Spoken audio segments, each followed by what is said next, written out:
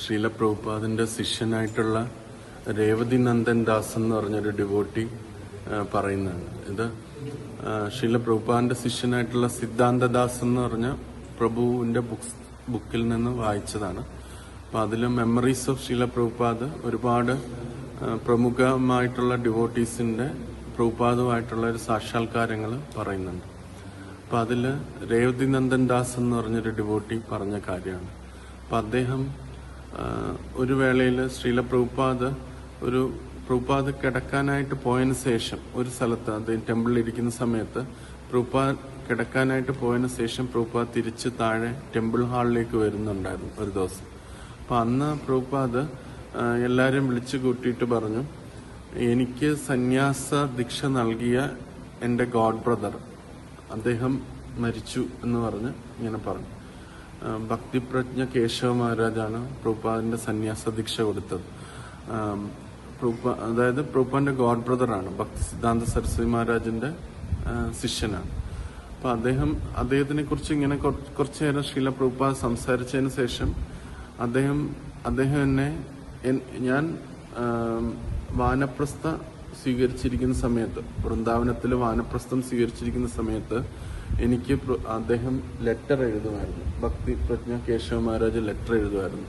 അപ്പം എന്താ ലെറ്റർ എന്ന് പറഞ്ഞാൽ ശ്രീല പ്രഭുപാദിനോട് പറയും, ഭക്തി സിദ്ധാന്ത സരസ്വതി മഹാരാജന്റെ ആഗ്രഹമാണ് അങ്ങ് സന്യാസം എടുക്കണം എന്ന് പറയുന്നത്.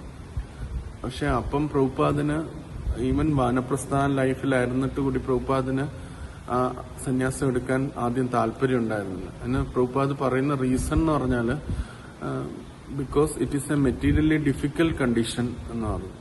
സന്യാസം എടുക്കുന്നത് ഭൗതികപരമായിട്ട് കുറച്ച് ബുദ്ധിമുട്ടുള്ളൊരു കാര്യമാണ്, അതുകൊണ്ടാണ് എടുക്കാത്തതെന്ന്. അപ്പൊ ആ ലെറ്റർ വന്ന സമയങ്ങളിൽ തന്നെ 3 വട്ടം പ്രഭുപാദ് തന്റെ ഉറക്കത്തില് സ്വപ്നത്തില് ഭക്തി സിദ്ധാന്ത സരസ്വതി മഹാരാജനെ കാണുകയുണ്ടായി. പ്രഭുപാദ് എന്ത് ഡ്രീമാ കണ്ടതെന്ന് അവിടെ വെച്ച് പറയുന്നുണ്ട്. പ്രഭുപാദ് ഉറക്കത്തിൽ നിൽക്കുമ്പോൾ ഭക്തി സിദ്ധാന്ത സരസ്വതി മഹാരാജ് തന്റെ അടുത്ത് നിന്ന് അങ്ങോട്ട് പോകുന്നതായിട്ട് കണ്ടു. കുറെ ദൂരം പോയിട്ട് തിരിഞ്ഞു നോക്കിയിട്ട് പ്രഭുപാദിനെ വിളിക്കുന്നതായിട്ട് കണ്ടു. ഈ ഒരേ ഡ്രീം തന്നെ 3 വട്ടം പ്രഭുപാദ് കണ്ടു. അതായത് ഭക്തി സിദ്ധാന്ത സരസ്വതി മുന്നോട്ട് പോയിട്ട് തിരിഞ്ഞു നിന്ന് പ്രഭുപാദിനെ വിളിക്കുകയാണ് എന്റെ കൂടെ വരാനായിട്ട്. അതായത് എന്റെ പാത പിന്തുടരാനാണ് ഭക്തി സിദ്ധാന്ത സരസ്വതി മഹാരാജ് പറയുന്നത്. അങ്ങനെ 3 വട്ടം ഡ്രീമും കണ്ട് പിന്നെ ഈ മഹാരാജ് ഭക്തി സിദ്ധാന്ത സരസ്വതി മഹാരാജ് ഈ ഒരു ഭക്തിപ്രജ്ഞ കേശവ മഹാരാജിലൂടെ, അതായത് അദ്ദേഹത്തിന്റെ ശിഷ്യനായ ഭക്തിപ്രജ്ഞ കേശവ മഹാരാജിലൂടെ പ്രഭുപാദിന് ലെറ്റർ അയക്കുകയുണ്ടായി. നിങ്ങൾ ഭക്തി സിദ്ധാന്ത സരസ്വതി മഹാരാജിന്റെ ആഗ്രഹമാണ് നിങ്ങൾ സന്യാസം എടുക്കണമെന്ന്. അപ്പൊ ഈ 2 കാര്യങ്ങളും കൂടെ ഒരുമിച്ച് വന്നപ്പോഴത്തേന്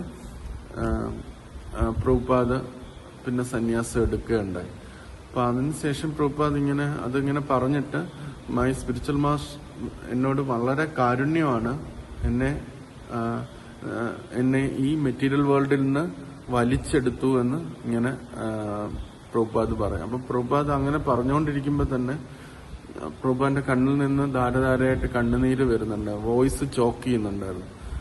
രേവതി നന്ദൻ പ്രഭു പറയുന്നത് കണ്ണ് പിഴിഞ്ഞിട്ട് അതിൽ നിന്ന് കണ്ണുനീര് വരുന്നത് പോലെയാണ് തോന്നിയത് എന്ന് ഇങ്ങനെ പറയുന്നുണ്ട്. അപ്പൊ പ്രഭുപാദ് യൂസ് ചെയ്ത വേർഡ് എന്ന് പറഞ്ഞാൽ pulled away from the material world, pulled up from the material world, എന്നെ ഭൗതിക ലോകത്തു നിന്ന് വലിച്ചെടുത്തു എന്നാണ് പറഞ്ഞത്. ഇപ്പൊ രേവതിനന്ദൻ പ്രഭു പറയുന്നത് നമുക്ക് അദ്ദേഹത്തിന്റെ സാക്ഷാത്കാരമാണ് ആത്മീയ ജീവിതത്തിലേക്ക് മുന്നോട്ട് പോകുമ്പം അതിന്റെ ഏറ്റവും വലിയ തടസ്സം എന്ന് പറഞ്ഞാൽ എന്റെ ആൾക്കാരെന്നുള്ളൊരു ഭാവമാണ്. ചിലരൊക്കെ എന്റെ ആൾക്കാരാണ്, ചിലർ മറ്റൊരാളുടെ ആൾക്കാരാണ്. ഈ എന്റെ ആൾക്കാരെന്നുള്ളൊരു ഭാവമാണ് ആത്മീയ ജീവിതത്തിന് നമുക്കൊരു തടസ്സം ഉണ്ടാക്കുന്നത്.